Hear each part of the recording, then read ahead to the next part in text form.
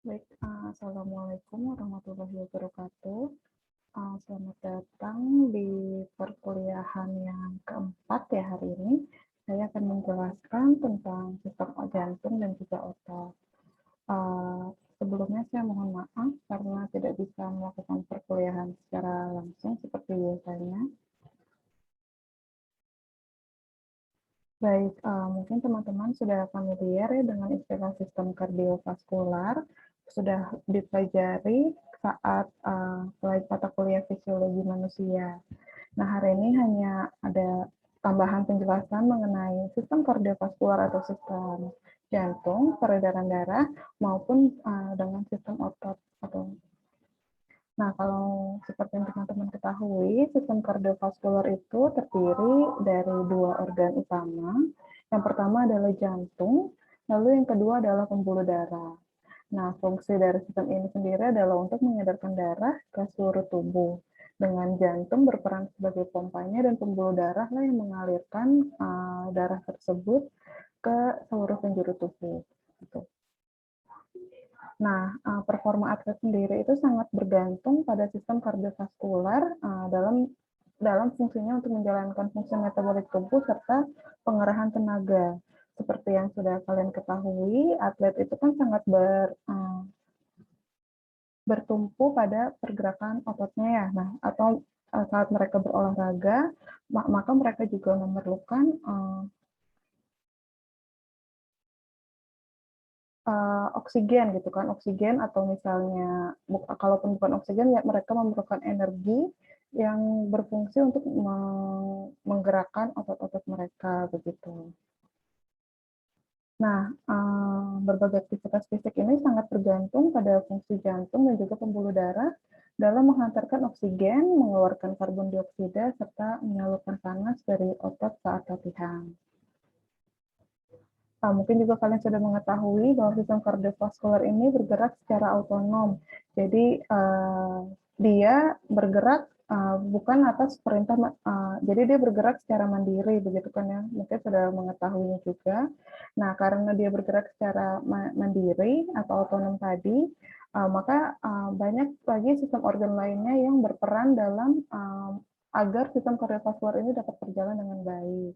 Salah satunya adalah sistem syaraf. Nah, dia fungsinya itu adalah untuk menerima dan mengantarkan impuls dari otot ke otak, kemudian nanti dari otak akan menghasilkan respons gitu kan, agar tubuh dapat bergerak. Kemudian tubuh kita ini akan mampu untuk merespons adanya perubahan secara cepat dan itu juga disesuaikan dengan intensitas latihan yang dilakukan. Maka kalau misalnya orang yang sudah terbiasa melakukan exercise atau berolahraga secara rutin, maka tadi sistem kardiovaskular itu akan mengalami banyak adaptasi sehingga dapat bekerja lebih optimal. Nah ini ya, melalui latihan secara teratur, nantinya sistem kardiovaskular akan melakukan remodeling. Remodeling itu bisa dari kecepatan pemompaannya, kemudian adanya perubahan ukuran jantungnya. Nah itu tujuannya apa? Untuk meningkatkan efisiensi kerja internal dari jantungnya tersebut dan juga untuk meningkatkan kebugaran. Jadi kurang lebih itu adalah pendahuluan untuk sistem kardiovaskular. Nah, ini memangnya apa sih pengaruhnya exercise atau berolahraga gitu pada sistem kardiovaskular kita sendiri? Nah, yang pertama adalah akan terjadi vasodilatasi dan angiogenesis. Nantinya dia akan menyebabkan adanya proses vasodilatasi ini akan menyebabkan peningkatan kebutuhan oksigen. Nah, kalau sudah terjadi peningkatan kebutuhan oksigen, maka nanti paru-paru kita akan berusaha memompa oksigen sebanyak-banyaknya untuk kemudian dialirkan ke jantung. Nantinya jika oksigen yang diantarkan dari paru-paru ke jantung meningkat, maka akan terjadi peningkatan fungsi kardiovaskular.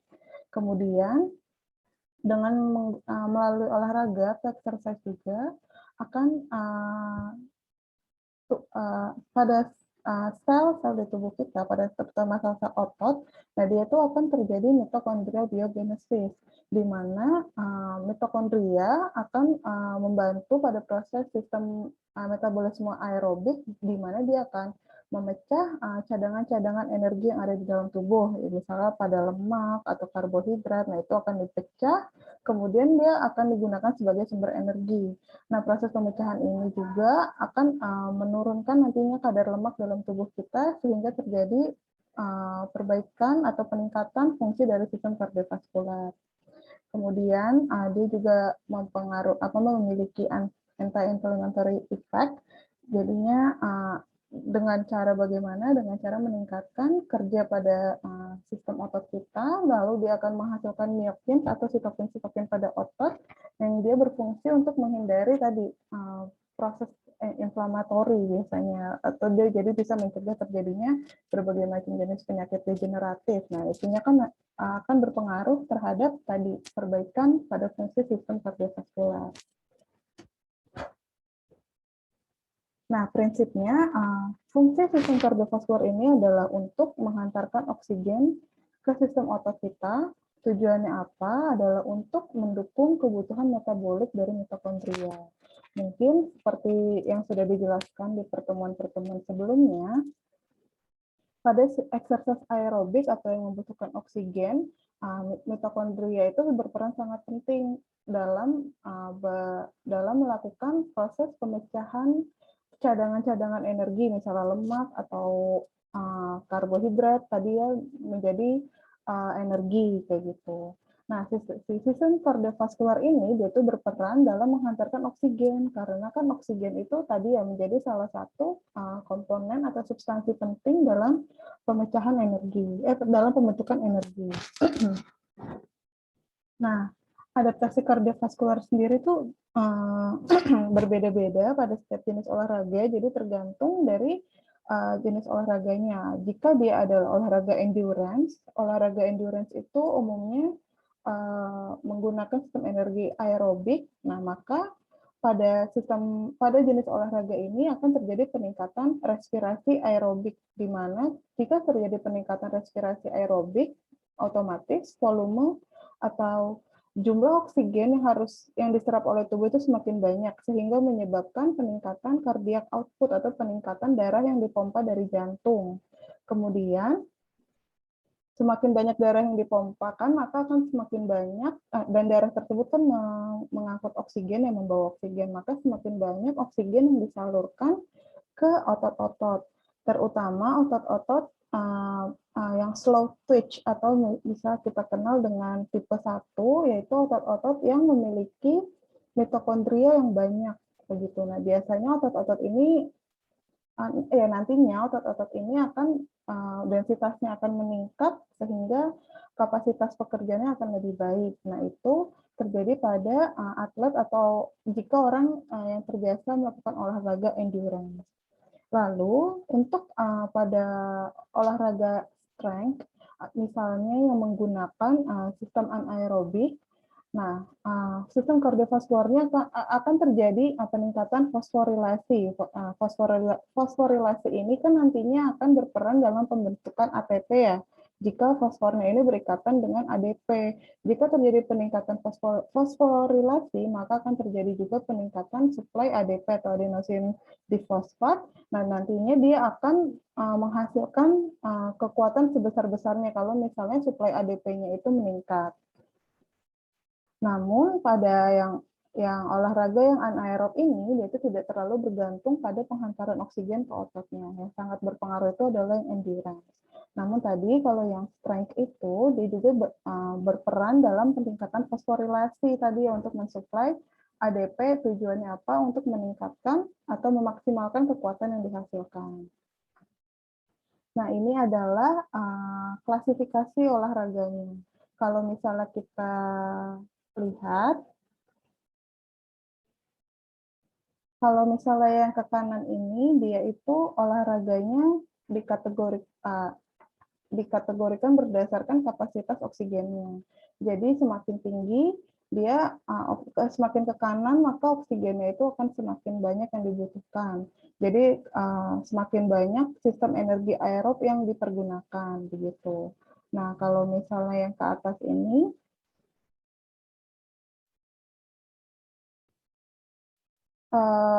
ini dia menunjukkan kontraksi otot statis yang dilakukan begitu. Jadi meningkat dia pengukurannya itu dari tekanan darah. Nah, kalau jadi tadi ya semakin ke kanan semakin membutuhkan oksigen, kalau semakin ke atas ini dia semakin banyak kontraksi otot statis yang diperlukan begitu. Misalnya kalau seperti ini, jadi pada box yang paling kanan atas ini dia menunjukkan bahwa dia kebutuhan oksigennya itu semakin tinggi begitu. Sedangkan kalau yang paling bawah ini dia semakin rendah kebutuhan oksigennya dan juga tekanan darahnya begitu.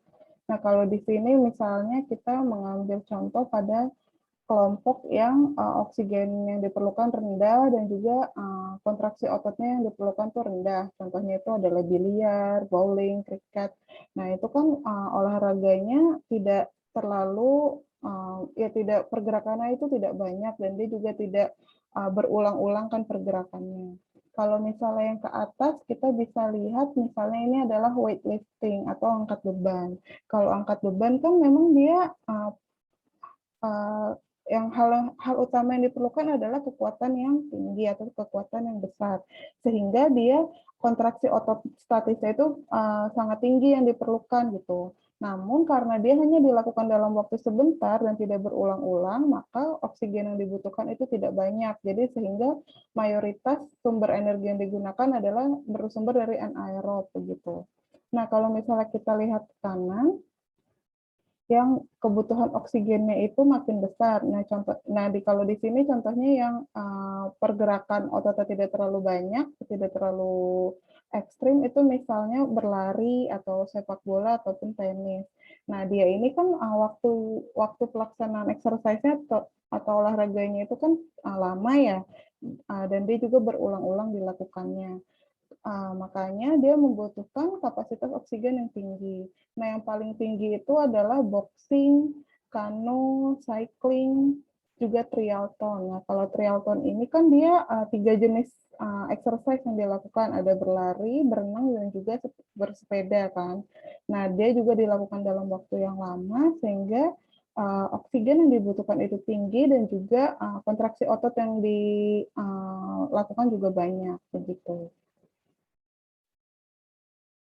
Nah, kemudian selanjutnya kita akan belajar mengenai aliran oksigen, oksigen uptake atau kebutuhan oksigen atau volume oksigen adalah pengukuran kapasitas aerobik secara langsung.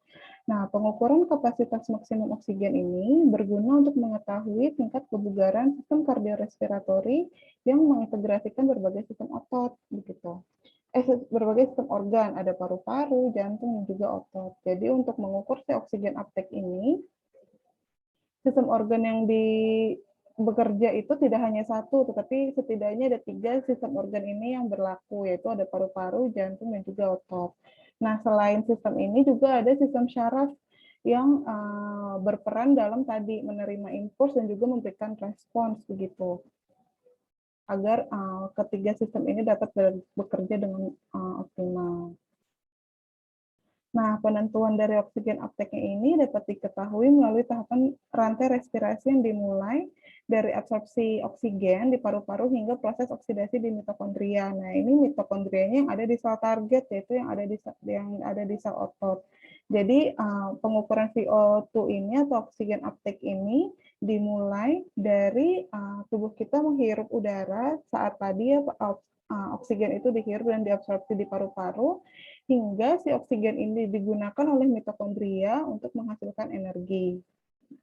Nah, pertukaran gas dan absorpsi oksigen ini terjadi melalui 2 proses. Yang pertama itu respirasi internal dan yang kedua adalah respirasi eksternal. Respirasi eksternal ini terjadi atau bisa kita ketahui pada fase keluar masuknya udara dari paru-paru dan juga adanya proses difusi oksigen jadi oksigennya itu masuk ke darah terus terjadi difusi CO2 kebalikannya begitu. Jadi oksigennya masuk terus CO2-nya keluar begitu. Nah, jadi bisa dilihat kalau respirasi eksternal ini terjadinya masih di paru-paru. Kebalikannya kalau internal ini adalah transfer oksigen dan karbon dioksida di dalam sistem sirkulasi, dan juga adanya pertukaran oksigen dan karbon dioksida di antara vaskular kapiler dengan mitokondria. Jadi ini respirasi internal ini sudah terjadi di sistem peredaran darah dan juga mitokondria di sel target. Ya, jadi dia terjadi pertukarannya di situ. Kalau tadi yang respirasi eksternal masih terjadi di paru-paru begitu. Nah, untuk respirasi eksternal ini memerlukan alveoli yang baik untuk memastikan proses oksigenasi dan ventilasi dapat berlangsung dengan baik, serta memastikan perfusi di paru-paru juga dapat berlangsung dengan baik. Nah, kan kalian sudah mengetahui ya minggu lalu di sistem pulmonari bahwa di alveolus itu atau di alveoli terjadi pertukaran oksigen dan juga karbon dioksida. Nah, maka dari itu untuk proses pada respirasi eksternal ini diperlukan alveoli yang baik. Tujuannya apa? Agar tadi proses-proses oksigenasi atau pertukarannya tadi itu dapat berlangsung dengan baik. Sedangkan kalau respirasi internal ini bergantung pada kapasitas penghantaran oksigen serta kemampuan jantung dan pembuluh darah dalam menghantarkan oksigen ke mitokondria.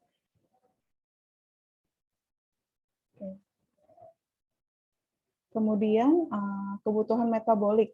Jadi kan seperti yang kalian ketahui ya, kalau misalnya jantung kita ini terus bekerja tanpa beristirahat begitu kan, meskipun kita sedang tidak melakukan aktivitas apapun, jantung kita ini tetap bekerja. Nah, tujuannya apa?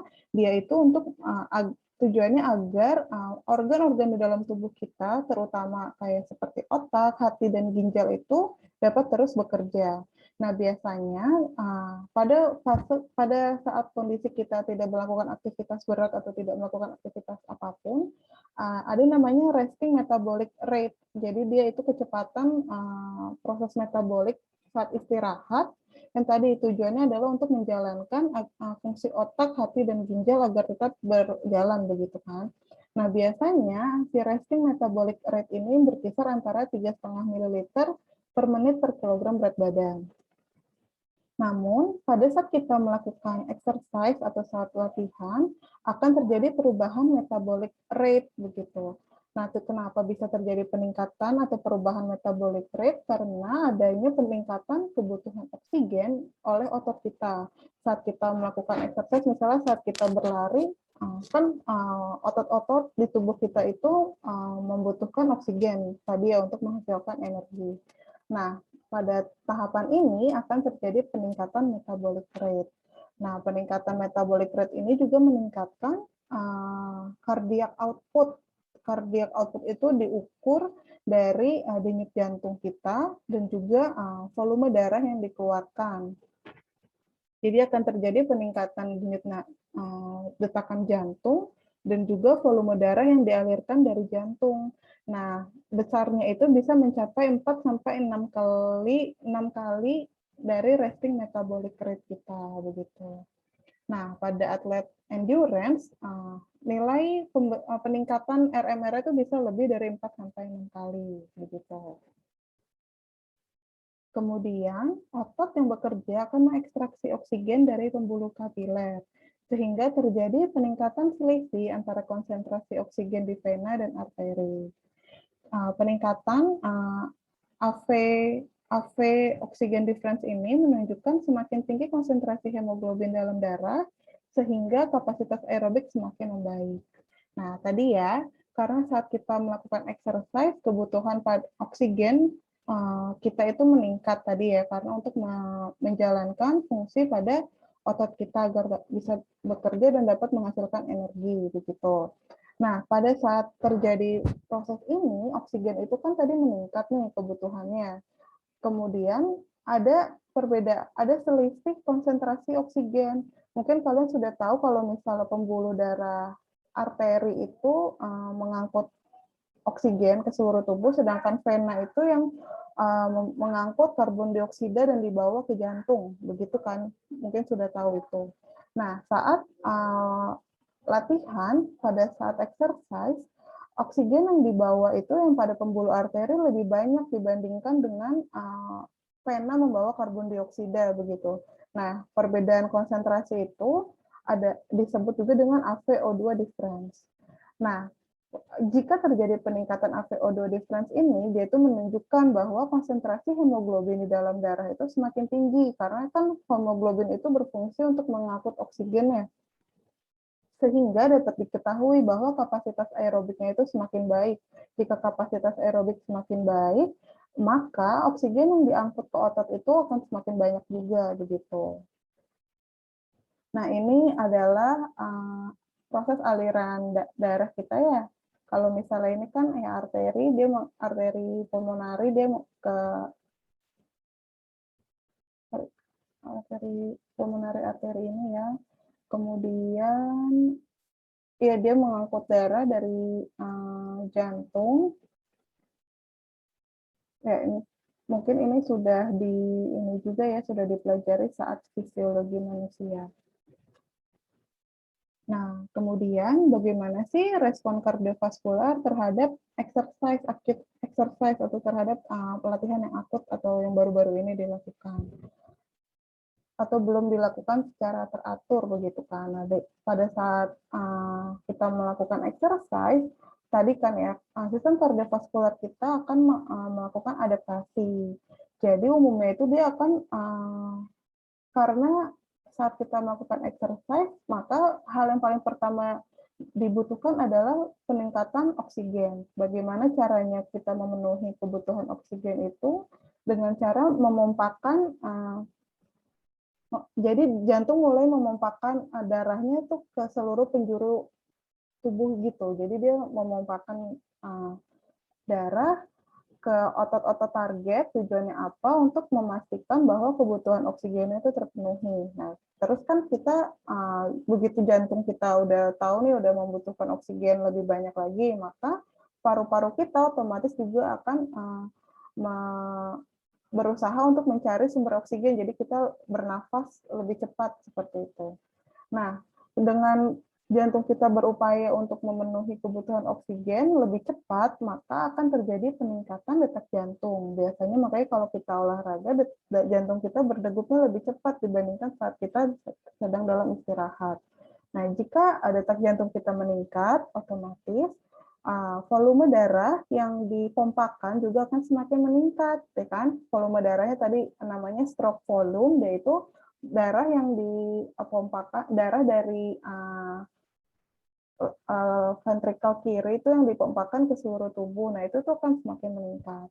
Kemudian otomatis cardiac output atau darah yang dikeluarkan itu juga akan semakin meningkat, kan curah jantungnya itu semakin tinggi karena tadi detak jantung sama stroke volume ini dia itu linear dengan pertambahan curah jantungnya. Sudah begitu,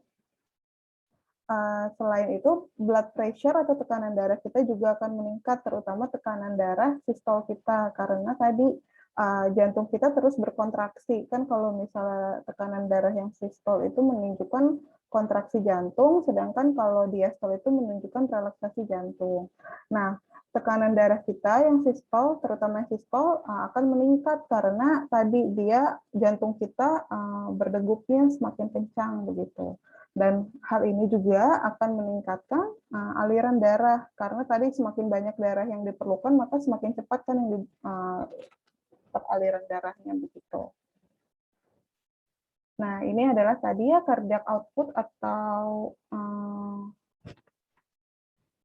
curah jantung, yaitu volume darah yang dipompakan setiap menitnya. Tadi ya, setiap menitnya begitu. Nah, dia itu dihitung dari tadi stroke volume atau volume darah yang dikeluarkan dikalikan dengan heart rate atau detak jantung. Nah, fungsinya apa? Kita mengetahui cardiac output ini tujuannya untuk mengetahui seberapa banyak oksigen yang dihantarkan begitu. Jadi untuk melihat pengantaran oksigen. Nah, pada kondisi normal atau saat kita beristirahat, cardiac output-nya itu berkisar pada 5 liter per menit. Jadi dalam 1 menit jantung kita bisa memumpahkan darah hingga 5 liter. Namun ini akan mengalami peningkatan ketika kita sedang melakukan exercise. Kemudian kita kan harus mengetahui, berarti kan tujuannya untuk mengetahui berapa banyak oksigen yang bisa dihantarkan. Nah, gimana caranya kita mengetahui berapa banyak oksigen yang oksigen yang diantarkan itu dengan cara melihat cardiac output dengan AV oksigen difference-nya. Tadi ya udah dijelaskan kalau AV oksigen difference itu adalah perbedaan konsentrasi oksigen perbedaan konsentrasi tadi di arteri sama di vena. Jika semakin besar, maka oksigennya semakin banyak yang diantarkan karena konsentrasi hemoglobinnya juga semakin tinggi. Terus tadi ya cardiac output, dia itu adalah volume darah yang dihasilkan setiap menitnya. Jadi cara mengetahuinya itu adalah dengan melakukan perhitungan Fick equation. Ya, tadi ya dia melihat hubungan antara cardiac output sama itu perbedaan konsentrasi oksigen tadi. Namun metode ini sulit untuk dilakukan karena saat exercise si cardiac output itu kan akan sulit untuk diukur. Begitu juga dengan perbedaan konsentrasi oksigen tadi ini, itu sulit diukur karena harus menggunakan sampel darah. Sehingga secara umum kita bisa melihat bagaimana sih bekerjanya gitu jadi bagaimana kita bisa mengetahui oksigen uptake gitu kan. Nah, jadi ini adalah grafik yang menunjukkan hubungan antara oksigen uptake dengan cardiac output, dengan oksigen content, atau tadi yang dilihat dari AV oksigen difference, kemudian heart rate, sama stroke volume-nya. Jadi bisa kita lihat, oksigen uptake itu akan meningkat seiring dengan pertambahan cardiac output begitu. Jadi kalau misalnya, karena kan tadi sudah dijelaskan ya, kalau cardiac output itu kan menunjukkan jumlahnya atau volume darah yang dialirkan ke seluruh tubuh setiap menitnya. Dengan kita melakukan exercise, cardiac output-nya itu akan meningkat. Peningkatan cardiac output ini juga akan meningkatkan oksigen uptake begitu, atau volume jumlah oksigen yang diantarkan ke seluruh tubuh. Nah, di sini ya akan terjadi peningkatan. Nah, ini adalah submaximal workloads, ini adalah kadar oksigen uptake yang diterima ketika exercise-nya itu belum sampai tahapan maksimum. Jadi yang submaksimal itu hampir maksimum, jadi biasanya optimal itu di sini. Kemudian yang grafik kedua ini menunjukkan kadar oksigen saat saat exercise juga. Nah, kadar oksigen ini kan diukur dari perbedaan tadi dari selisih oksigen di arteri dan di venous tadi di vena. Nah, kalau saat masih beristirahat, dia itu perbedaannya hanya segini, jadi nggak banyak. Nah, semakin besar exercise yang dilakukan atau semakin lama exercise yang dilakukan, si perbedaannya itu akan semakin tinggi. Nah, hal ini menunjukkan tadi ya bahwa terjadi peningkatan fungsi hemoglobin begitu. Hemoglobin kan tadi yang menghantarkan oksigen ke seluruh tubuh ya, dia dibawa oleh darah. Begitu. Jadi dengan kita meningkatkan intensitas latihan, uptake oksigen di otot akan semakin meningkat. Nah, nanti VO2 difference-nya akan semakin meningkat juga. Jadi perbedaannya akan semakin meningkat. Kalau selisihnya makin banyak, maka makin baik. Begitu. Kemudian, nah ini oksigen pengaruh exercise ya terhadap oksigen uptake sama heart rate. Jadi kalau kita exercise, ada perbedaan nih. Kalau exercise itu dia dilihat dari postur tubuhnya dulu. Kalau misalnya kita awalnya masih duduk, maka dia sangat rendah gitu di sini. Namun saat istirahatnya sambil berdiri, oksigen uptake-nya sama heart rate-nya itu lebih tinggi dibandingkan saat kita sedang duduk. Kemudian seiring pertambahan beban kerja atau exercise, nanti kan heart rate-nya juga meningkat. Semakin tinggi heart rate, maka oksigen uptake-nya juga semakin tinggi begitu. Nah, kalau untuk stroke volume, sama awalnya kalau misalnya saat istirahatnya posisi duduk itu lebih rendah stroke volume dibandingkan saat berdiri. Nah, dia juga sama akan mengalami peningkatan seiring pertambahan beban atau seiring dengan exercise yang dilakukan. Namun pada akhirnya dia akan mencapai plateau namanya. Jadi itu dia akan stuck gitu. Stroke volume-nya akan pada posisi maksimum ini dia tidak akan meningkat terus. Jadi nantinya dia akan stabil di sini terus ketika sudah mencapai workload-nya maksimum. Nah, kalau misalnya stroke volume ini, jika oksigen uptake-nya itu meningkat sampai 40%, maka stroke volume itu bisa meningkat sampai 85%. Jadi itu dia lebih tinggi lagi begitu. Jadi stroke volume yang kalau misalnya oksigen uptake-nya meningkat, stroke volume juga dapat meningkat hingga 2 kali lipat begitu. Kemudian ini adalah tadi ini penjelasan lebih lanjut tadi ya tentang yang arteri venous oxygen difference, jadi kan tadi dia selisihnya. Biasanya itu oksigen yang ada di dalam pembuluh arteri berkisar pada 20 ml per 100 ml darah.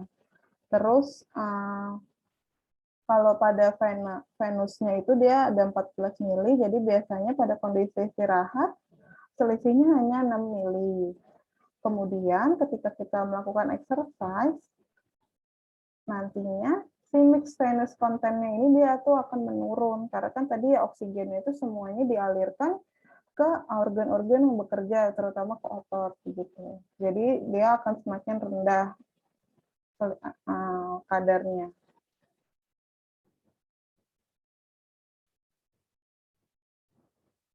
Nah, ini ya bisa dilihat grafiknya. Kalau ini tuh masih dalam fase istirahat. Mixed venous content itu masih tinggi karena kalau misalnya terjadi peningkatan oksigen uptake yang bisa terjadi akibat kita melakukan exercise. Nah, mixed venous content-nya ini akan terus makin lama makin menurun sampai dia stabil gitu. Jadi nanti dia akan semakin besar selisihnya begitu. Kemudian ini adalah heart rate atau denyut jantung.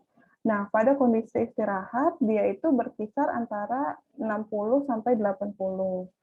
Tapi itu pada orang normal ya yang bukan yang terlatih. Nah, namun kalau misalnya pada atlet yang terlatih dia itu denyut jantungnya lebih sedikit. Dia itu hanya 28 sampai 40 beats per minute gitu. Jadi dia lebih sedikit dibandingkan dengan orang normal. Karena tadi ya dia sudah terlatih begitu. Nah, resting heart rate ini dia itu dipengaruhi oleh faktor-faktor seperti suhu lingkungan atau misalnya ketinggian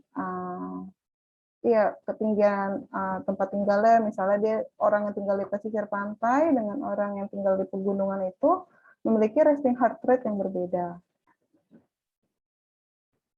Nah, biasanya kalau misalnya kita sebelum melakukan exercise, heart rate kita itu lebih tinggi dibandingkan resting heart rate kita, karena sebagai bentuk antisipasi aktivitas simpatetik. Jadi makanya kalau misalnya kita mau melakukan exercise, sebaiknya itu kita melakukan warming up dulu, kita pemanasan dulu, tujuannya apa?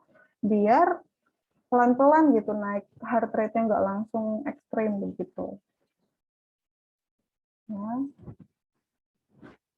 Nah, ketika kita melakukan exercise, akan ada peningkatan heart rate-nya. Heart rate-nya meningkat bergantung pada intensitas latihan yang kita lakukan.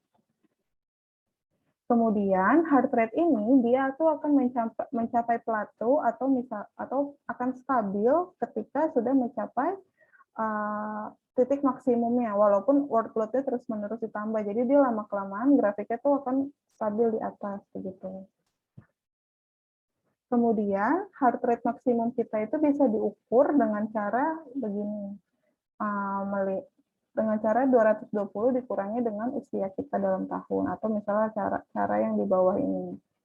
Nah, ini kita bisa menghitung berapa sih heart rate maksimum kita saat kita melakukan exercise.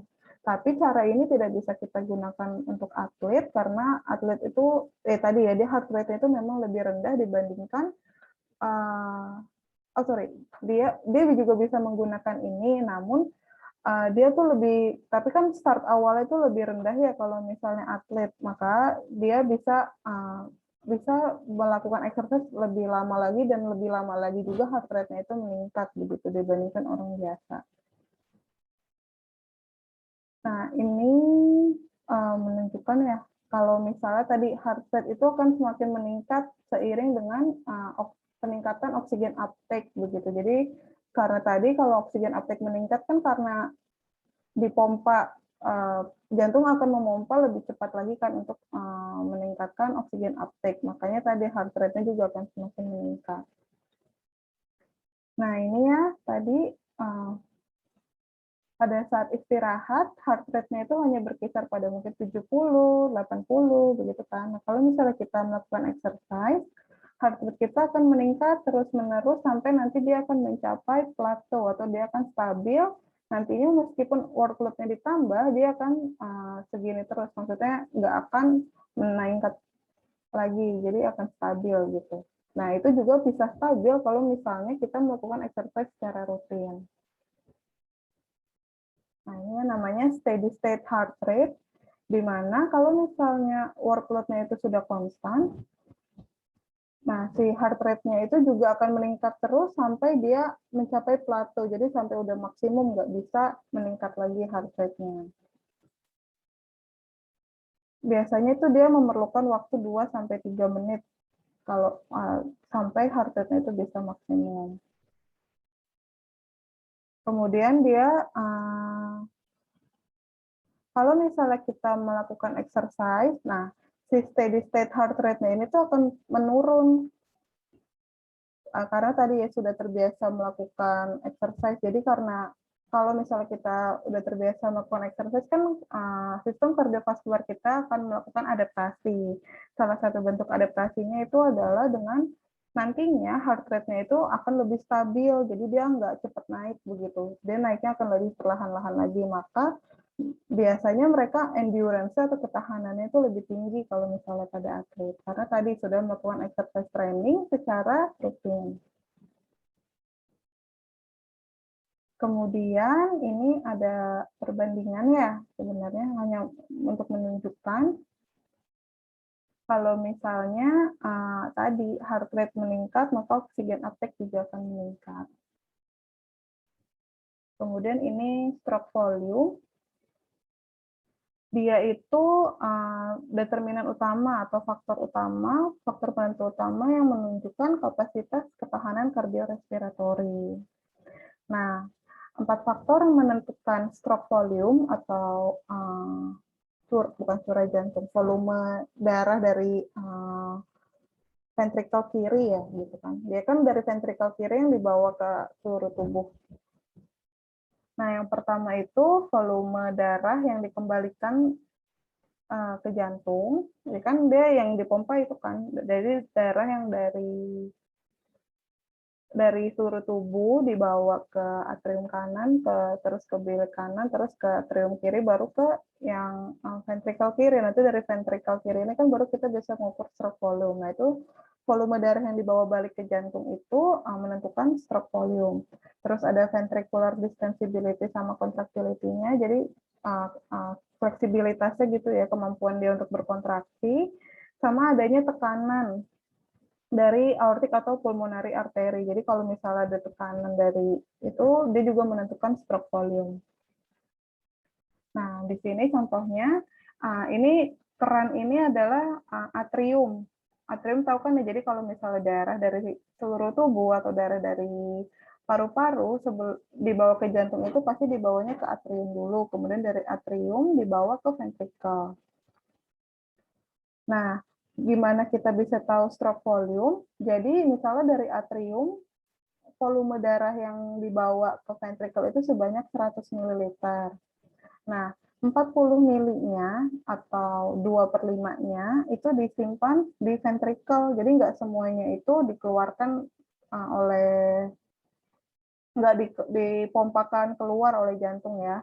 Nah, yang 40 milinya itu masih ada di ventrikelnya, yang 60 milinya yang dialirkan ke pembuluh darah itu dibawa keluar ke pembuluh darah. Nah, 60 mili inilah yang disebut dengan stroke volume.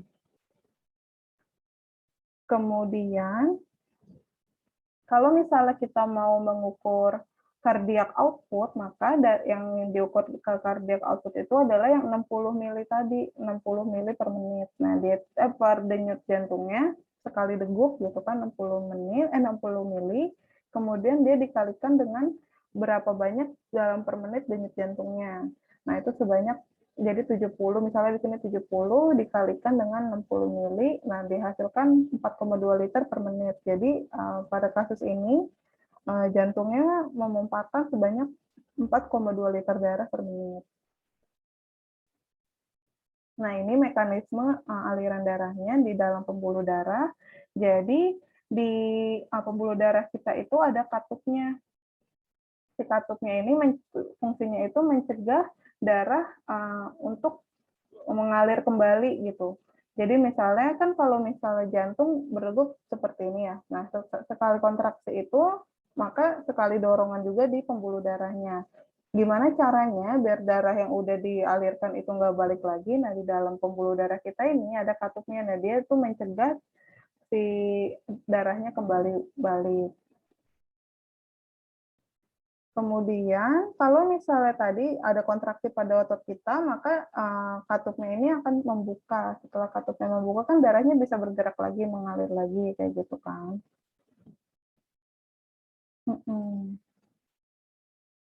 Seperti itu, ini hanya menunjukkan bagaimana darah bisa mengalir.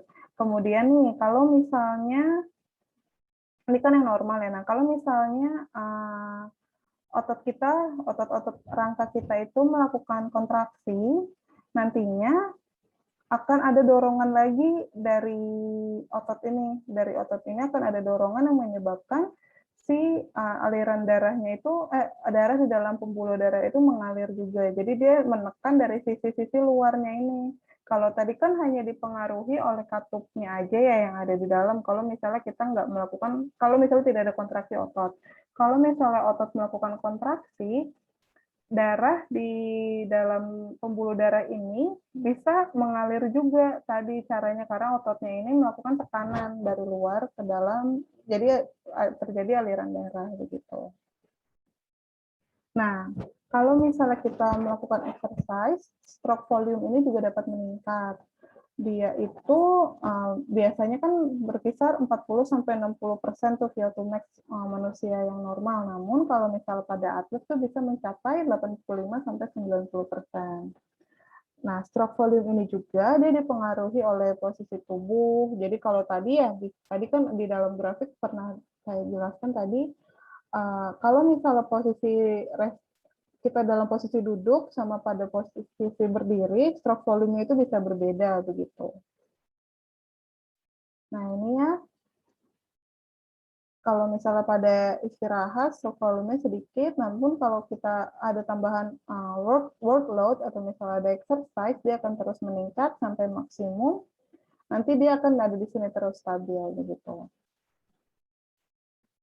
Nah, nama mekanismenya itu kenapa sih bisa terjadi peningkatan stroke volume saat exercise? Nama mekanismenya itu Frank Starling mechanism.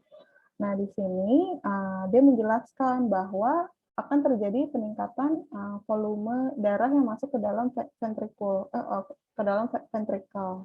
Kalau misalnya volume darah mengalami peningkatan, maka mau nggak mau chambernya itu atau si ventricle-nya ini akan semakin melar atau dia akan jadi makin lebar gitu, makin besar ukurannya, dia stretch kan melar. Nah, kalau misalnya jadi makanya mau nggak mau dia akan memompahkan lebih banyak, akan menampung darah lebih banyak begitu, dan yang dipompakan atau yang dikeluarkan juga akan makin banyak. Nah, jika exercise ini terus kita lakukan lama kelamaan, ukuran dari si ventricle ini akan membesar karena tadi terus-terusan kan kapasitasnya itu terus-terusan ditambah, makanya nanti lama kelamaan dia ukurannya akan membesar. Maka memang pada atlet jantungnya pun akan mengalami hipertrofi, atau dia tadi hipertrofi itu pembesaran ukuran karena tadi karena akibat dari volume darah yang dipompakan itu lebih banyak begitu. Ya. Nah, tadi increase ventricular contractility ini karena disebabkan adanya peningkatan stimulasi simpatetik ya tadi ya. Karena kan ada pergerakan jadi membutuhkan oksigen lebih banyak, itu kan salah satu bentuk stimulasi. Nah, maka menyebabkan semakin akan berkontraksi lebih besar kan si ventrikelnya ini, maka dia akan mengalami pembesaran begitu. Kemudian decrease total peripheral resistance is due to increase vasodilatation of blood vessels going to active muscles. Jadinya, tapi nanti kalau misalnya sudah menurun yang ininya, exercise-nya juga dia akan kembali. Makanya kalau misalnya kita melakukan secara rutin, baru dia bisa membesarnya bisa permanen begitu. Kemudian, nah ini ya cardiac output pada saat kondisi istirahat itu dia sekitar 5 liter aja per menit yang dikeluarkan. Tapi kalau saat exercise, dia akan meningkat hingga mencapai 20-40 liter per menit. Nah, volumenya itu tuh macam-macam yang mempengaruhi, bisa dari ukuran tubuh yang mempengaruhi, atau endurance training yang dilakukan, jenis training yang dilakukan. Nah, dia tuh mempengaruhi cardiac output juga. Nah, di sini ada perbandingannya. Pada 3 jenis subjek, ada elite atlet. Elite atlet itu yang udah atlet profesional ya. Kalau train itu orang yang olahraga secara teratur, kemudian untrain itu yang tidak berolahraga secara teratur begitu. Nah, bisa dilihat cardiac output-nya memang lebih tinggi yang elite atlet gitu kan. Begitu juga dengan stroke volume-nya. Bahkan dia stroke volume itu peningkatannya drastis ya ketika heart rate-nya mencapai lebih dari 160 beats per menit gitu. Jadi memang kalau menunjukkan ya kalau misalnya kita melakukan latihan atau exercise secara teratur dan secara intens dapat meningkatkan cardiac output serta stroke volume kita begitu. Nah, kalau ini aktivitas kita nih menunjukkan perbedaan jenis-jenis aktivitas ini pada pengaruhnya terhadap heart rate, stroke volume, dan juga cardiac output. Kalau misalnya kita duduk-duduk, tiduran, itu heart rate-nya kan rendah. Namun kalau kita jogging akan meningkat tinggi. Ya, mayoritas dia akan meningkat tinggi kalau misalnya kita mulai melakukan exercise.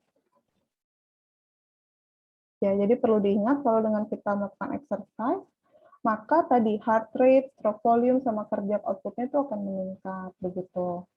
Dia meningkat, tapi secara perlahan yang nggak boleh langsung. Kemudian, kalau stroke volume itu juga dia akan meningkat secara proporsional juga sama, tapi biasanya itu dia maksimumnya hanya 40-60% VO2 max aja pada individu yang tidak terlatih begitu. Nah, kalau misalnya dia individu yang terlatih, di stroke volume itu bisa meningkat lebih tinggi lagi. Kalau misalnya heart rate sama stroke volume meningkat, otomatis cardiac output pun juga akan meningkat. Kemudian, ini adalah respon terhadap tekanan darah jika kita melakukan exercise. Jadi gimana nih pengaruhnya kalau kita melakukan exercise atau terutama dynamic exercise terhadap tekanan darah. Ya, pertama itu akan terjadi peningkatan mean arterial pressure atau misalnya tekanan rata-rata pada tekanan arteri rata-rata, nah itu akan meningkat. Nah, perhitungannya seperti ini. Tapi yang perlu diketahui adalah yang meningkat secara intens itu adalah si systolic blood pressure. Kalau misalnya diastolnya itu, dia justru tidak meningkat atau bahkan bisa menurun. Nah, peningkatan MAP ini dapat memfasilitasi juga peningkatan aliran darah, di mana kalau misalnya aliran darah meningkat, otomatis akan semakin meluas penghantaran oksigennya, atau penghantaran oksigennya akan semakin cepat ke otot-otot yang bekerja, begitu kan. Nah, di sini ada grafiknya, bisa dilihat ya kalau misalnya exercise, semakin tinggi tekanan darah sistoliknya. Perlu diketahui kalau sistolik itu menunjukkan kontraksi, sedangkan diastolik itu menunjukkan relaksasi. Jadi sistolik ini menunjukkan kontraksi jantung, artinya jantungnya makin cepat memompa atau makin sering, makin cepat, makin besar pompanya gitu kan. Makanya sistoliknya itu meningkat. Sedangkan kebalikannya kalau diastoliknya ini bahkan dia hampir tidak meningkat, jadi cenderung stabil begitu. Karena tadi ya, karena kan oksigennya itu dialirkannya ke otot begitu. Nah, kemudian nih, gimana kalau tadi kan yang dinamis, gimana kalau exercise-nya itu statis? Nah, kalau misalnya pada exercise yang statis, nih contohnya pada angkat beban, kalau tadi ada kotak ya, yang kotak bagan itu yang menunjukkan jenis-jenis olahraganya ya. Nah, salah satunya ini adalah angkat beban. Kalau angkat beban ini, dia tekanan darahnya bisa meningkat sangat tinggi begitu, karena kan dia harus mengangkat beban yang berat dalam waktu yang sangat singkat gitu. Nah, dia tuh bisa meningkat sampai 480/350 begitu. Jadi sangat tinggi ya tekanan darahnya kalau misalnya kita melakukan weightlifting.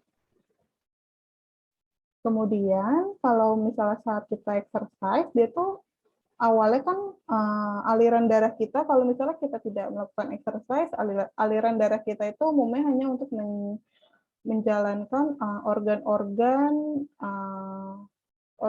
penting aja, misalnya kayak otak, terus hati, pada ginjal. Nah, itu tuh kan untuk menjalankan fungsi organ-organ yang bekerja secara otonom begitu kan. Nah, kalau misalnya kita melakukan exercise, darahnya ini yang tadinya untuk organ-organ tadi akan dialihkan begitu. Dia akan dialihkan ke otot yang bekerja. Jadi ketika kita melakukan exercise tadi ya ada peningkatan aliran darah di otot, ada juga peningkatan aliran darah di kulit, terutama pada kondisi lingkungan yang panas begitu. Karena kan untuk mempertahankan suhu tubuh kita. Jadi dialirkan darah ke kulit kita. Nah, nantinya kan bisa menghasilkan keringat ya begitu. Kemudian ada penurunan aliran darah ke ginjal. Jadi ya karena tadi mayoritas dialihkan ke otot. Begitu juga ke splanchnik atau misalnya ke hati, ke sistem pencernaan kita, nah itu aliran darahnya juga berkurang. Nah, atau redistribusi atau pengalihan aliran darah ini terjadi karena sistem syaraf simpatetik begitu yang berperan dalam redistribusi aliran darah ini adalah sistem syaraf simpatetik. Ya, ini okay. Nah, di sini menunjukkan nih kalau misalnya saat kita beristirahat, mayoritas tuh di aliran darah itu ke ginjal, ke hati, ke saluran cerna kita, kayak gitu kan. Nah, namun kalau kita melakukan exercise, mayoritas itu akan digunakan untuk ke otot gitu, dialihkan ke otot. Ya, ini cardiac output-nya. Nah, ini bisa dilihat nih, atas ini saat kita istirahat. Penyebarannya itu seperti ini, pembagian aliran darahnya. Namun, saat kita exercise, hingga 84% itu dialirkan ke otot kita. Tujuannya tadi ya untuk memastikan kebutuhan oksigennya itu terpenuhi saat kita melakukan exercise. Nah, ini kemudian ada tentang cardiovascular drift. Dia itu jadi seperti ini. Kalau misalnya kalian melakukan exercise, tiba-tiba detak jantungnya tiba-tiba menurun atau bagaimana. Nah, bukan menurun, tiba-tiba meningkat, terus nanti turun lagi ke stabil. Nah, itu terjadi, itu disebut cardiovascular drift. Nah, dia itu terjadi kalau misalnya, biasanya itu kalau kita exercise di lingkungan yang panas begitu, yang gerah, atau misalnya saat tubuh kita kekurangan cairan. Nah, kan kalau kita melakukan latihan secara terus-menerus, terus kita belum istirahat nih, otomatis kan heart rate-nya, otomatis volume darahnya atau oksigen yang diperlukan itu kan tetap sama, tapi tiba-tiba akan terjadi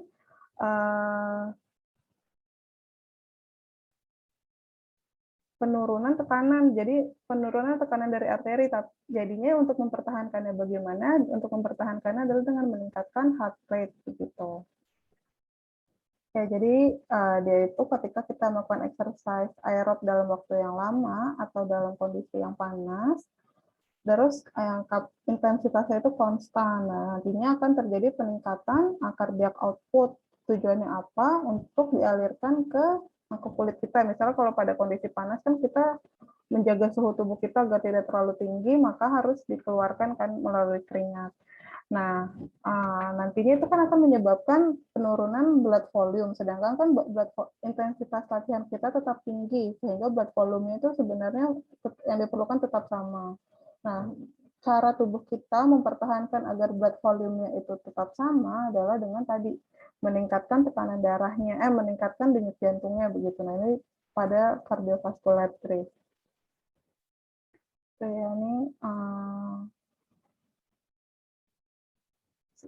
respons terhadap prolonged moderately intense exercise, dia menunjukkan cardiovascular drift.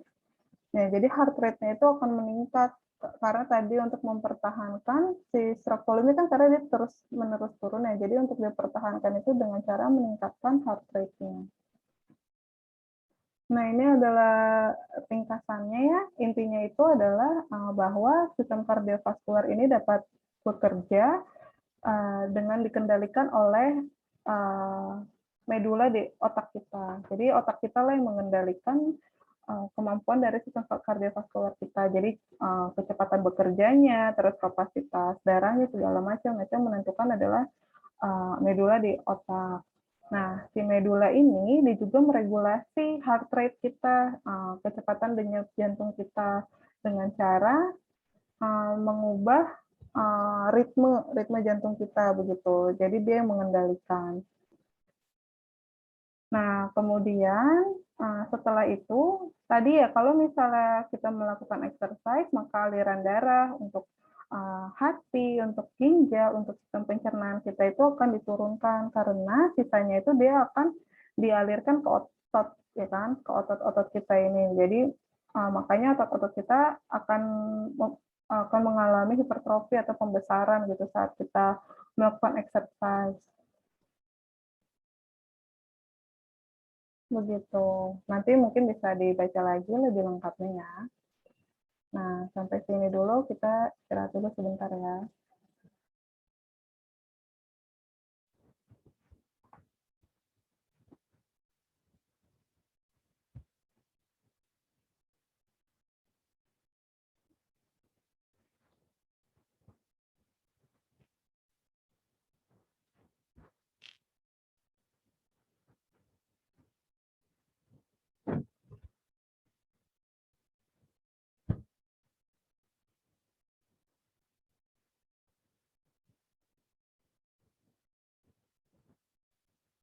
Oke, selanjutnya tentang sistem otot rangka. Tadi kan kita sudah belajar tentang sistem kardiovaskularnya atau tentang aliran darahnya. Nah, kemudian sekarang kita mempelajari bagaimana sih si oksigen ini bisa bekerja di sistem otot kita. Jadi gimana caranya otot kita ini bisa bekerja begitu. Nah, ini mungkin sudah dipelajari di mata kuliah anatomi ya, mengenai jenis-jenis otot. Nah, ini hanya intermezzo aja. Nah, ini juga bagian-bagian ototnya ya, kalau misalnya lokasinya di dada namanya pectoral, itu mungkin sudah dipelajari ya saat anatomi. Nah, jenis-jenis otot. Ini juga sudah dipelajari sebenarnya saat fisiologi, jadi ada otot yang voluntary, yaitu bekerjanya secara sadar, jadi kita bisa mengendalikan. Kemudian involuntary atau otot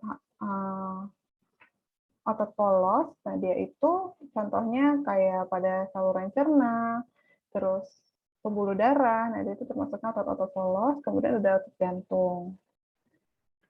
Nah, kemudian ada beberapa tipe otot, dia itu ada namanya agonis, antagonis, fixator, dan sinergis. Gitu. Kemudian sebelum mempelajari ini, kalian juga harus mengetahui terminologinya atau istilah-istilah pada istilah-istilah yang sering digunakan. Pertama itu muscular strength atau kekuatan otot. Nanti mungkin bisa dipahami ya. Jadi dia kekuatan otot itu menunjukkan kapasitas maksimum otot atau sekelompok otot kita untuk bekerja begitu. Jadi biasanya dilihat dari kemampuan otot kita untuk mengangkat beban dalam satu kali waktu. Jadi makanya ini contohnya orang yang mengangkat beban ya. Dia dikenalnya satuan perhitungan itu satu repetisi maksimum atau 1 RM. Jadi 1 RM ini kalau misalnya pada fitness center orang-orang memilih bebannya itu yang mana. Jadi makanya kalau orang-orang yang sedang meningkatkan massa otot, dia kan melakukan latihannya itu angkat beban. Jadi makin lama akan makin tinggi atau makin besar ukuran atau beban beratnya yang digunakan begitu kan. Nah, itu menunjukkan jadi kalau misalnya makin kuat berarti makin besar juga ukuran ototnya biasanya gitu. Makin kuat kekuatan ototnya. Kemudian ini power. Power itu adanya tekanan sama kecepatan begitu. Ini power. Kemudian ada endurance. Endurance itu ketahanan. Dia itu menunjukkan kapasitas otot kita saat berkontraksi secara berulang atau kontraksinya secara terus-menerus kayak gitu. Nah, ini menunjukkan ketahanan. Nah, ini terminologinya tadi ya. Terus aerobic power. Aerobic power itu kondisi kecepatan energi, kecepatan dihasilkannya energi oleh melalui proses metabolisme seluler yang bertumpu pada oksigen begitu. Nah, maksimal aerobic powers ini menunjukkan kapasitas maksimum resintesis aerobik ATP, resintesis ATP atau pembentukan ATP. Juga maksimal oksigen uptake atau VO2 max. Dia menunjukkan aerobic power. Kalau anaerobic power itu kecepatan pelepasan energi dari sistem metabolik seluler juga, tapi tidak melibatkan oksigen. Nah, kalau ini flexibility atau fleksibilitas adalah kemampuan sendi-sendi kita itu untuk bergerak secara halus gitu ya. Jadi bisa pergerakannya range-nya itu semakin besar begitu. Oke, ini hanya istilah-istilah tentang training, nanti bisa dipelajari. Nah, ini adalah sistem otot rangka, jadi ini juga sudah dipelajari ya di anatomi dan fisiologi. Jadi otot ini adalah organ terbesar dalam tubuh kita, dia itu mencakup 40-50% total berat badan kita. Nah, terdapat 600 otot di dalam tubuh, yaitu fungsinya untuk menimbulkan gerak, mempertahankan postur tubuh, menyimpan dan menyalurkan berbagai substansi dalam tubuh, serta menghasilkan panen. Nah, otot sendiri itu tersusun 75% air, 20% protein, dan sisanya adalah substansi lainnya, macam-macam. Jadi, kemudian di dalam otot ini memiliki, di sel otot ya, sel otot itu memiliki sarkoplasma, yaitu tempat menyimpan cadangan energi. Biasanya kalau di dalam otot itu berupa glikogen atau trigliserida. Ya kan? Trigliserida itu berarti lemak, kalau glikogen itu berarti dari karbohidrat. Nah, selain itu juga ada namanya mioglobin. Di otot itu ada mioglobin, yaitu adalah cadangan oksigen untuk produksi ATP. Jadi di otot kita tuh juga ada tempat menyimpan oksigennya juga sebenarnya ya. Karena tadi kan kalau apalagi terutama dibutuhkan jika kapasitasnya itu kapasitas eksersis itu sangat tinggi gitu. Jadi makanya di dalam otot kita juga ada tempat atau organel yang berfungsi untuk menyimpan oksigen. Nah, kontraksi otot ini terjadi jika terdapat neuron motor, yaitu perintah dari otak dan sumsum tulang belakang yang disampaikan oleh sel syaraf. Persambungan antara neuron motorik dengan sel otot disebut neuromuscular junction. Nah, ini adalah sel otot kita, terus di sini ini sel sarafnya. Nah, si sel saraf inilah yang menghantarkan, jadi neuromuscular junction itu adalah persambungannya. Jadi si sel saraf itu menghantarkan impuls nanti yang diterima sama otot kita, begitu. Nah, ini sebenarnya juga sudah dipelajari ya saat fisiologi. Jadi kalau misalnya pada kontraksi otot akan terjadi potensial aksi pada neuron motorik akibat adanya stimulasi dari otak. Kemudian akibat adanya potensial aksi ini terjadi perubahan membran dan akibat permeabilitas membran sehingga ion kalsium itu dapat masuk ke dalam presinaps, ya kan, yaitu dalam sel saraf ya, sebelum ya, berarti presinaps berarti baru di ujung sel sarafnya.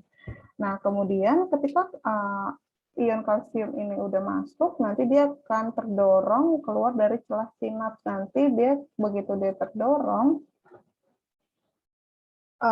si vesikelnya ini akan pecah, nanti dia akan tiba di membran presinaps yang lain di sel berikutnya, dan asetilkolin dilepas ke celah sinaps secara eksositosis. Bersama dengan proses tersebut, ion kalsium turut dikeluarkan dari neuron motorik. Nah, asetilkolin menduduki reseptor pada motor end plate sel otot dan membentuk ikatan, sehingga terjadi perubahan permeabilitas membran sarkolema. Kemudian ion natrium dan ion kalium keluar dari sel otot diikuti proses depolarisasi. Nah, dia keluar karena kan tadi ya ion kalsiumnya masuk ya, natrium sama kaliumnya keluar agar polaritasnya itu tetap sama begitu. Nah, depolarisasi membran sel otot akan membuka channel ion kalsium di retikulum sarkoplasma, dan ion kalsium dikeluarkan dari retikulum sarkoplasma untuk masuk ke sarkoplasma. Ya, ion kalsium tersebut akan berperan dalam pergeseran filamen otot yang menyebabkan kontraksi otot. Nah, ikatan antara asetilkolin dengan reseptor dilepas oleh enzim asetilkolin esterase yang memecah asetilkolin menjadi kolin dan asetat. Ya, ini untuk model pergeseran filamen. Jadi, kontraksi otot itu terjadi akibat adanya pergeseran filamen tipis dan tebal dari serabut otot yang menyebabkan pemendekan sarkomer. Nah, molekul yang terlibat itu ada miosin, filamen aktin, tropomiosin, troponin, ATP, dan juga ion kalsium. Nah, di sini ya, di sini model pergeserannya seperti ini. Yang pertama, miosin menghidrolis kepala miosin ini menghidrolisis ATP dan kemudian dia become reoriented and energized. Jadi kalau dia udah menghidrolisis ATP kan ada energi, jadi dia bisa bergerak gitu. Nah, kemudian si kepala miosin ini berikatan dengan aktin terus membentuk cross bridge.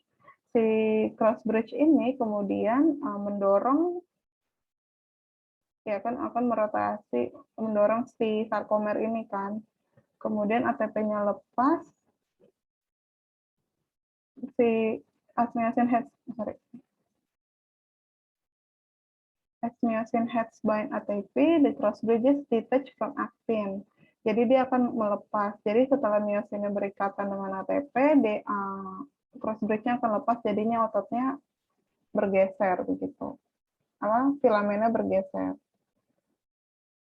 Nah, ini penjelasannya.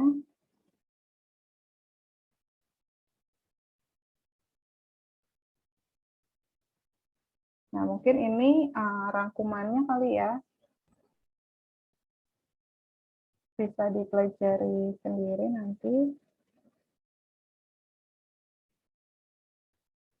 Nah, kemudian jenis serat otot. Jadi serat otot itu ada 3 jenis.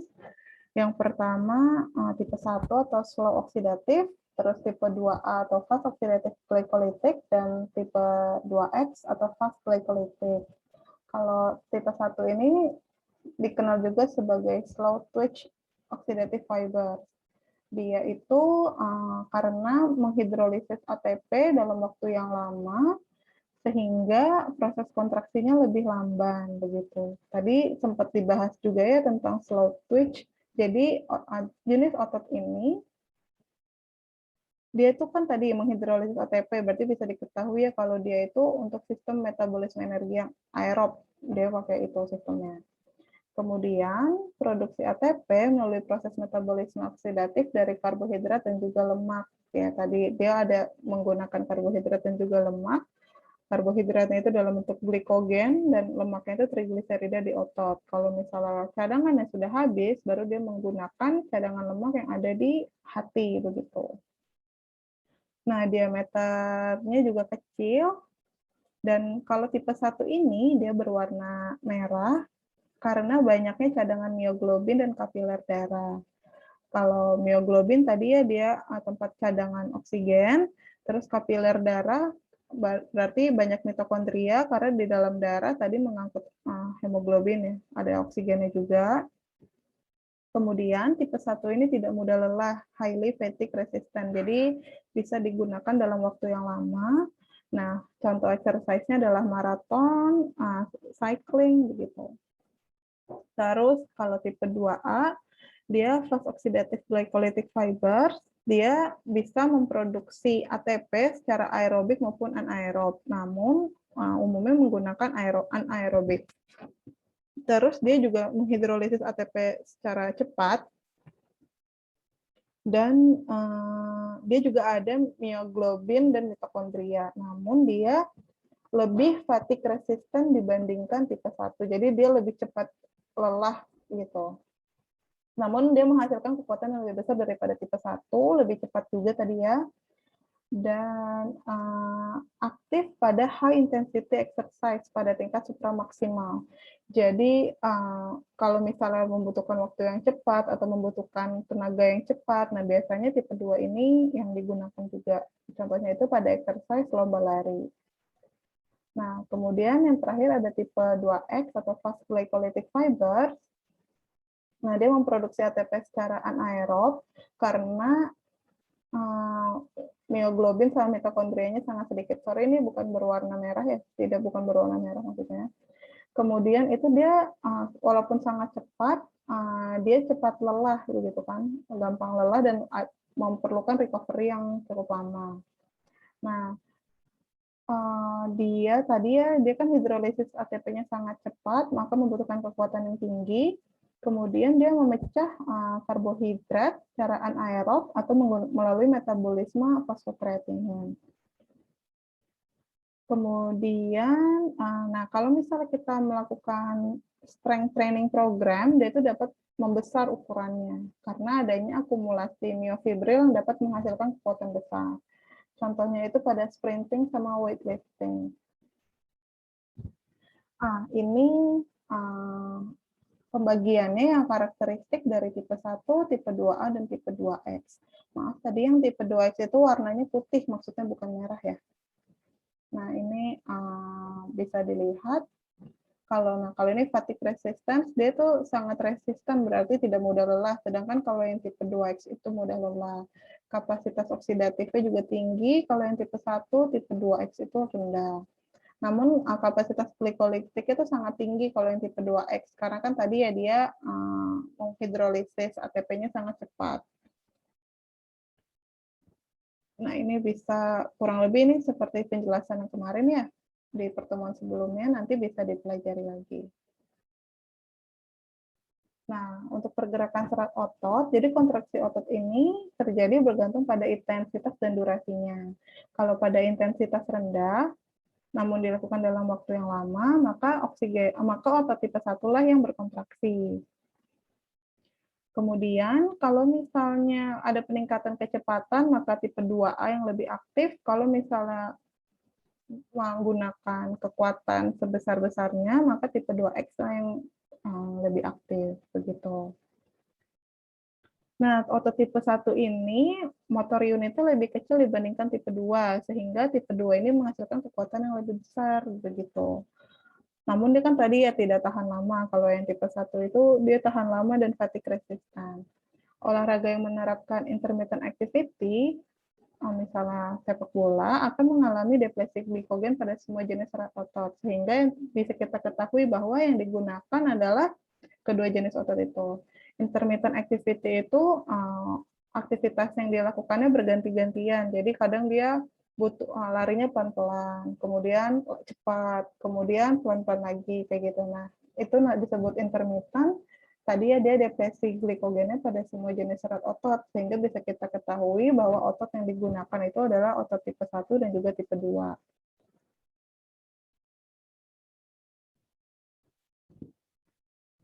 Nah, kalau misalnya kontraksi otot itu, dia dibagi menjadi 3. Ada secara dinamis maupun statis. Yang pertama itu kontraksi isotonik, kemudian isometrik, dan juga isokinetik. Nah, sumber energi yang digunakan itu, kalau misalnya pada saat tidak digunakan atau saat istirahat itu adalah asam lemak, kalau misalnya pada kondisi aktif, maka yang digunakan glukosa darah dan juga glikogen. Nah, ini adalah kontraksi isotonik. Kalau isotonik itu terjadi perubahan ukuran otot saat berkontraksi, namun tekanannya sama. Jadi ototnya bisa dibilang kontraksi, relaksasi, dia tuh kayak memanjang, terus memendek, begitu. Kalau misalnya lagi memendek, disebutnya konsentrik. Kalau eksentrik itu saat dia memanjang. Jadi misalnya, contohnya ini saat kita melakukan angkat beban ya. Saat kita melakukan angkat beban kan intensitasnya sama, tekanannya sama. Namun dia melakukan pemendekan sama pemanjangan ukuran ototnya kan tadi ya. Konsentrik sama eksentrik. Nah, itu disebutnya isotonik. Kemudian ada namanya kontraksi isometrik, di mana ototnya itu tidak terjadi perubahan ukuran, tapi adanya peningkatan intensitas kerja otot. Contohnya itu saat kalian misalnya memegang gelas, awalnya gelasnya kan kosong, terus lama-lama kalian isi sampai penuh. Nah, itu kan ada penambahan intensitas atau berat bebannya kan. Itu disebutnya isometrik. Kontraksi ini mampu mempertahankan kekuatan dan keseimbangan. Kemudian latihan ini juga disarankan bagi orang yang sedang recovery pasca kecelakaan karena dia bisa mengembalikan fungsi otot-ototnya gitu, fungsi kerja ototnya begitu. Karena tadi ya dengan latihan ini kan terbiasa lagi untuk menerima beban begitu. Nah, ini kalau isometric contraction itu ada penambahan tekanan, tapi ukurannya itu tidak berubah. Kalau isotonik, tadi tekanannya sama atau bebannya sama, tapi ada pemanjangan, ada konsentrik, ada eksentrik, ada pergerakan yang berubah, begitu kan. Ini contohnya. Kemudian ada namanya kontraksi isokinetik. Nah, dia itu mirip dengan isotonik, namun perbedaannya dia pergerakannya itu konstan. Begitu. Jadi dia bergerak. Kalau tadi kan isotonik, dia nggak gerak tapi memanjang sama memendek aja ukurannya. Kalau ini perbedaannya itu ada pergerakan tapi kecepatannya konstan. Nah, biasanya dia diukur menggunakan alat namanya isokinetik dinamometer. Dia tujuannya itu untuk meningkatkan kecepatan atlet. Mungkin kalau salah satu bentuk ininya latihannya seperti kalau di treadmill, nah itu contohnya kontraksi isokinetik. Nah, kemudian ini mekanisme pertambahan kekuatan otot. Jadi kekuatan otot itu tidak diukur berdasarkan ukuran, tidak dilihat berdasarkan ukuran ototnya. Jadi nggak selalu yang ukuran ototnya besar itu kekuatan ototnya juga besar kayak gitu. Kemudian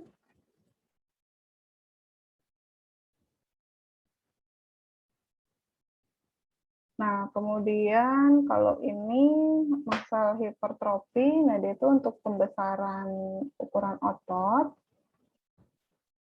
karena adanya exercise. Jadi kalau melakukan exercise, jadi terjadi pembesaran otot. Nah, gimana caranya biar ukuran ototnya itu tetap besar, jadi nggak cuma saat exercise aja besarnya, harus dilakukan long term resistance training begitu. Jadi harus dilakukan dalam jangka panjang. Nah, kalau misalnya terjadi hipertrofi ini, maka ada peningkatan ukuran dari serat-serat ototnya, ada juga peningkatan jumlah dari serat-serat ototnya itu. Nah, kalau misalnya ini fiber hipertrofi, Fiber hipertrofi itu peningkatan jumlah miofibril aktin dan miosin dan filamen aktin miosin. Dia akan meningkatkan cross bridge saat produksi kekuatan atau produksi force production saat kontraksi gitu kan. Nah, tadi kan kalau proses kontraksi itu adalah pergeseran filamen ya kan ya.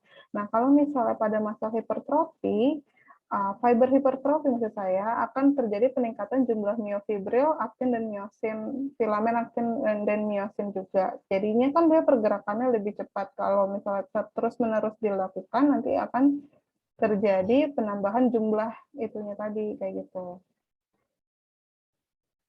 Nah, saat mekanismenya bagaimana? Saat exercise terjadi penurunan sintesis protein. Namun pemecahan proteinnya itu cepat. Jadi ada peningkatan penggunaan protein, tapi pembentukan proteinnya itu rendah. This pattern reverses during the post-exercise recovery period, even to the point of enough synthesis protein. Nah, kalau misalnya kita latihan kan seperti itu ya, jadi ada sintesis proteinnya itu rendah. Nah, gimana caranya biar otot kita tetap bisa apa namanya? Gimana caranya biar ototnya ini tetap bisa digunakan atau tetap kita exercise dengan otot itu, tapi dia kebutuhannya juga tetap terpenuhi gitu kan. Nah, makanya setelah kita exercise diperlukan suplemen karbohidrat sama protein. Tujuannya apa? Untuk menyebabkan